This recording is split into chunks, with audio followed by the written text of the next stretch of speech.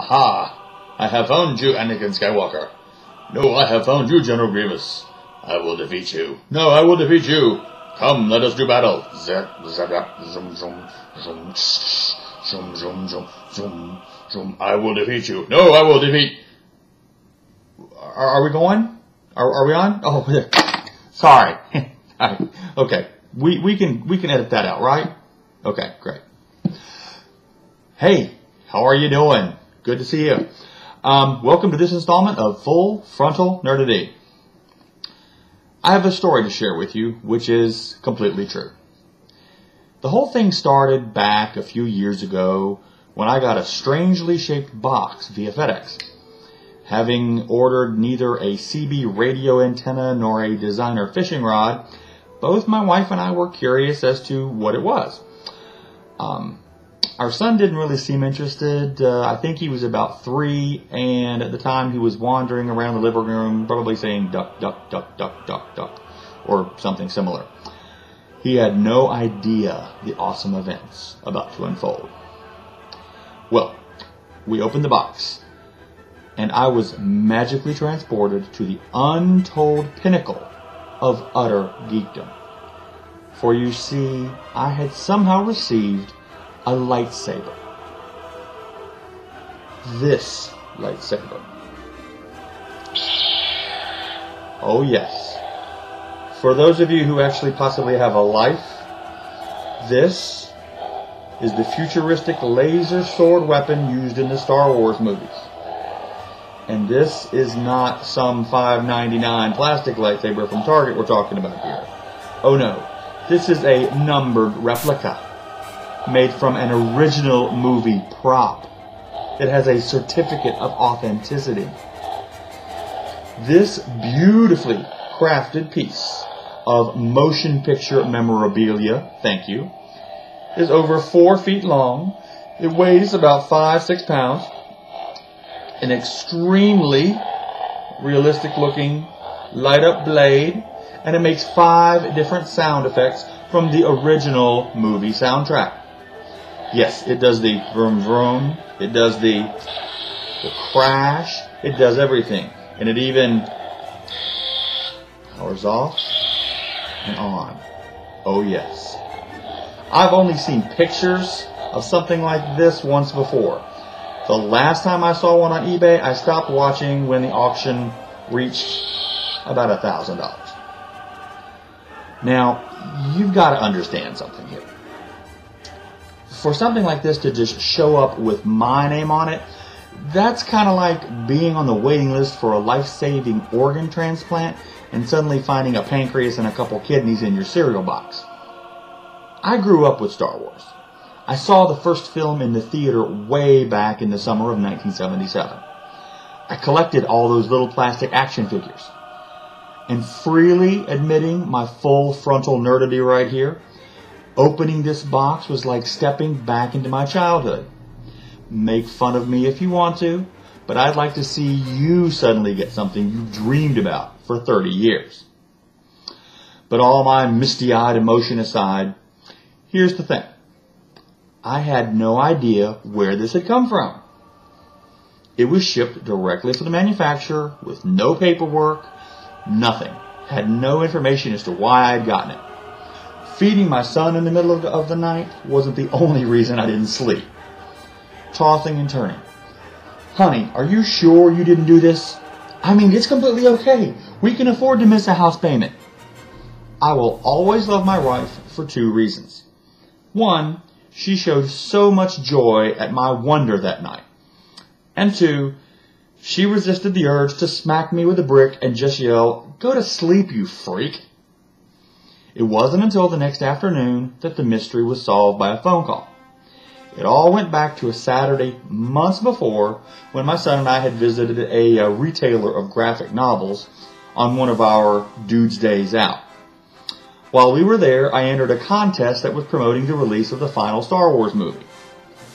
And as we all have done, I immediately forgot about the entry. The manager now called me up and asked if I had gotten the lightsaber I won as second prize. Yeah, second prize. First prize was just 4 tickets to go to the movie's premiere. in London, England. But I'm really okay with just being second. Whew. Well, mystery solved. The manager also asked if I could bring the lightsaber down to the store and have my picture in their newsletter. He also admitted that his entire staff was insanely anxious to see one of these things for real. See, I'm not the only one. So a couple of weeks later, I'm off work and have scheduled to go down to the bookstore, this time without my son. I had also promised my wife that I would take her car that day to have her oil changed. So I'm off to Wal-Mart's auto maintenance department. And as I'm getting out of the car, I see the lightsaber lying across the back seat. Now, you can't just leave a $1,000 plus item in your car for just anyone to find. So I decided to play it safe and took it into the store with me. And no, I'm not that dumb.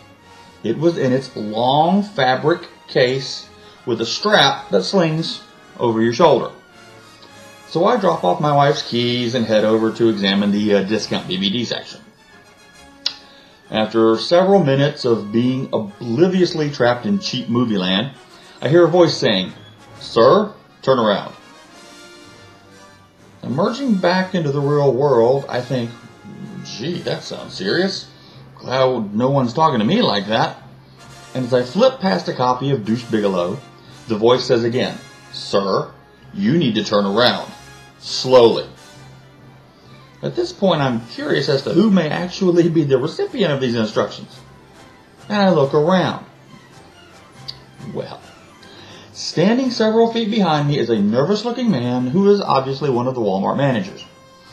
Behind him is a not-so-small crowd of customers. And they were all looking straight at me. These realizations were immediately replaced by the sight of two of our local city police officers who were also looking at me. And they had their hands on the butts of their still undrawn pistols. Thank heavens that I can, when needed, be something of a quick thinker. I instantly realized that the lightsaber case slung so casually over my back looks exactly like the case used to carry a rifle or shotgun during hunting season.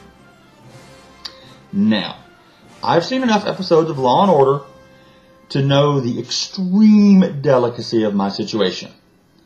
I slowly turn and raise my hands, saying, "It's okay, it's not a gun." Apparently, the word gun is the last thing you want to say to an extremely alert police officer who thinks you may actually have one. Before I could even think of trying the Jedi mind trick, they rushed forward, one taking me by the arm, and the other quickly pulled the case off my back. The officer who pulled me aside was somewhere in his 50s or so, and the one who grabbed the case was probably late 20s. While I was being held by the arm, the younger officer zipped open the case and pulled out my lightsaber. The next events were almost worth the near-death experience. The older officer looked confused at what his partner had found. And the younger officer himself, I will never forget the look on his face. Probably because it was identical to the look on my face when I had first opened the box. He stood there holding my numbered replica prop with a look of total awe and worship. He actually said, "Oh my God, this is so cool." He then spent a few breathless moments explaining to his partner exactly what it was. As I, as well as the Wal-Mart manager and customers, resumed breathing, the following police radio conversation took place.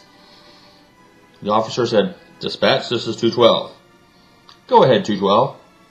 "Dispatch, cancel backup. Subject has a lightsaber." Roger, cancel backup. Say again, 212. Subject has a what? For the next few minutes, the older officer stood by, amusedly watching as his wide-eyed partner asked me everything under the sun about the item in question.